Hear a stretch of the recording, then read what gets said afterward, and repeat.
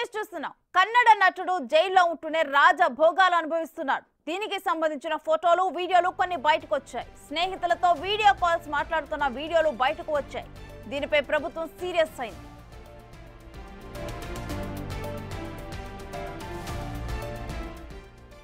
అభిమాని రేణుస్వామి హత్య కేసులో ఖైదీగా దర్శన్ ఉన్నాడు. జైల్లో ఉంటూనే స్నేహితులతో వీడియో కాల్ మాట్లాడుతున్న ఓ వీడియో ఈ మధ్య బయటకు వచ్చింది.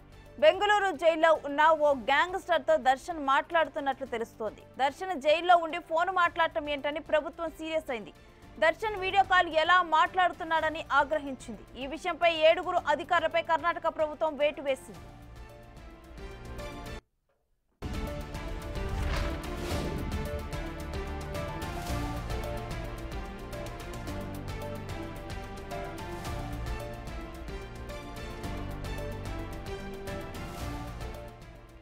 జైలు బ్యారక్ నుంచి బయటకు వచ్చి స్నేహితులతో కూర్చొని కాఫీ సిగరెట్ తాగుతున్న చిత్రం ఒకటి బయటకు వచ్చింది. రౌడీ షీటర్ వేలు ఆ చిత్రాన్ని రహస్యంగా సెల్ ఫోన్ లో బంధించి బయట ఉన్న తన భార్య సెల్ ఫోన్ కి పంపించినట్టు తెలుస్తోంది. ఈ చిత్రం వైరల్ గా మారటం నగర పోలీసులకు పెద్ద తలనొప్పిగా మారింది.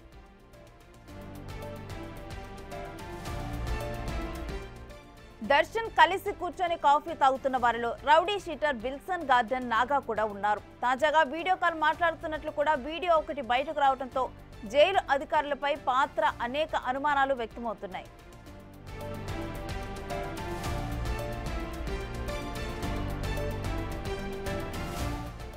ఈ ఘటనపై కర్ణాటక హోంమంత్రి పరమేశ్వర్ స్పందించారు. జైల్లో జరుగుతున్న ఘటనపై విచారణకు ఆదేశించామన్నారు.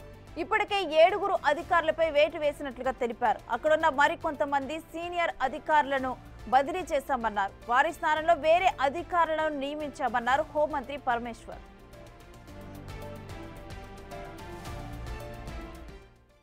ఇక ఇదే అంశానికి సంబంధించిన డీటెయిల్స్ మా ఢిల్లీ ప్రతినిధి శివ అందిస్తారు. శివ, జైల్లో ఉన్న కన్నడ నటుడు ఇప్పుడు రాజభోగాలు అనుభవిస్తున్న వీడియో గానీ పిక్స్ గానీ ఇప్పుడు సంచలనం సృష్టిస్తున్నాయి. అసలు డీటెయిల్స్ ఏంటి వీటికి సంబంధించి? రేణు, కన్నడ నటుడు దర్శన్ ఒక హత్య కేసులో అరెస్ట్ అయ్యి ప్రజెంట్ జైల్లో ఉన్నారు. ఈ నెల 28 వరకు వారందరూ కూడా జ్యుడిషియల్ కస్టడీలో ఉండబోతున్నారు. అంటే దర్శన్ తో పాటు మరికొంతమంది సహకరించిన వారు కూడా ఉండబోతున్నారు. అయితే జైల్లో ఉన్న సందర్భంలో దర్శన్ రాజభోగాలు అనుభవిస్తున్నారనేది ప్రధానంగా ఒక ఆరోపణలు వెలువెత్తుతున్నాయి. దానికి సంబంధించి ఒక ఫోటో అలాగే వీడియో కాల్ కి సంబంధించి కూడా విజువల్స్ మనం బిగ్ స్క్రీన్ మీద చూడొచ్చు. అక్కడ ఒక ఓపెన్ ప్లేస్ లో రౌడీ షీటర్ తో కలిపి 4 చైర్లో కూర్చున్న విజువల్స్, మరోవైపు వీడియో కాల్ లో మాట్లాడుతున్న ఒక వీడియోను కూడా మనం మన టీవీ స్క్రీన్ మీద చూడొచ్చు. దీనిపై కర్ణాటక ప్రభుత్వం ఆగ్రహం వ్యక్తం చేసింది, సీరియస్ అయింది. అయితే అక్కడ ఉన్న అధికారులు ఏం చేస్తున్నారు, గ్యాంగ్స్టర్స్ అలాగే హత్య కేసులో ఆరోపణ ఎదుర్కొంటున్న వ్యక్తి అలా కూర్చుని బాహాటంగా వీడియోలు తీసుకోవడం, ఫోటోలు తీసుకోవడం ఇష్టానుసారం వ్యవహరిస్తున్నారు. ఆ సందర్భంలో పోలీసులు ఎక్కడున్నారు, పోలీసులు నిర్లక్ష్యం వహిస్తున్నారు అనేది ప్రధానంగా ఆరోపణ వెలువెత్తిన నేపథ్యంలోనే ఇటు కర్ణాటక హోంమంత్రి పరమేశ్వర్ కూడా స్పందించారు. దీనికి సంబంధించి నిర్లక్ష్యం వహించిన ఆ సందర్భంలో డ్యూటీలో ఉన్న 7 అధికారులపై వేటు వేశారు. వారిపై కఠిన చర్యలు తీసుకుంటామంటూ కూడా కర్ణాటక హోమ్ మినిస్టర్ పరమేశ్వర్ కూడా ఆగ్రహం వ్యక్తం చేసిన పరిస్థితి కనిపిస్తుంది. అంటే నటి పవిత్ర గౌడ్ దర్శన్ తో సహయోగం చేస్తున్న నేపథ్యంలో దర్శన్ కాపురంలో నిప్పులు పెట్టొద్దంటూ దర్శన్ అభిమాని రేణుస్వామి నటి పవిత్ర గౌడ్ కు మెసేజ్ పంపించారు. పవిత్ర గౌడ్ కు అసభ్య సందేశాలు పంపాడంటూ రేణుకాస్వామిని కిడ్నాప్ చేసి అత్యంత పైశాచికంగా హత్య చేశారు దర్శన్.